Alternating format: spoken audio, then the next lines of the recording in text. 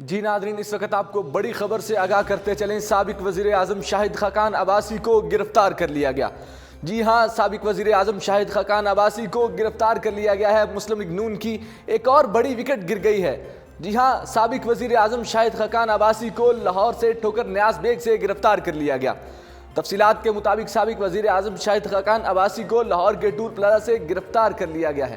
خیال ہے کہ نیب نے آج سابق وزیر اعظم شاہد خاقان عباسی کو راولپنڈی میں طلب کر رکھا تھا، لیکن انہوں نے نیب کے سامنے پیش ہونے سے معذرت کر لی تھی۔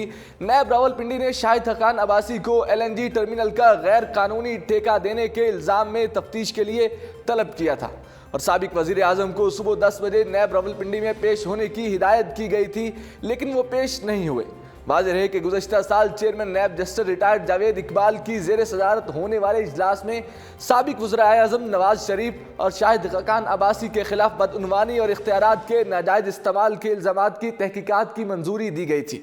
نیب کے مطابق شاہد خاقان عباسی کے خلاف LNG ٹرمینل کا ٹھیکہ قواعد و ضوابط کے خلاف دینے کے الزام میں تحقیقات کا آغاز کیا گیا۔ سابق وزیر اعظم شاہد خاقان نے من پسند کمپنی کو 15 سال کا ٹھیکہ خلاف ضابطہ دیا، جس سے قومی خزانے کو مبینہ طور پر اربوں روپے کا نقصان بھی پہنچا۔ دوسری جانب گزشتہ روز chairman NAB justice retired Javed Iqbal نے اپنے بیان میں کہا تھا کہ ادارہ احتساب سب کے لیے کی پالیسی پر گامزن ہے۔ انہوں نے اس عزم کا اعادہ کرتے ہوئے کہا کہ بدعنوانی ناسور ہے اور ملکی ترقی و خوشحالی میں سب سے بڑی رکاوٹ بھی ہے۔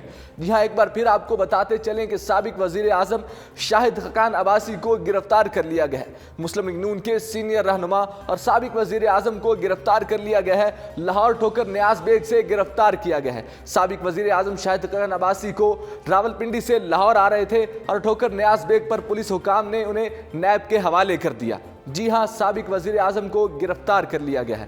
اسی کے ساتھ مجھے دیجیے اجازت اور دیکھتے رہیے اردو پوائنٹ۔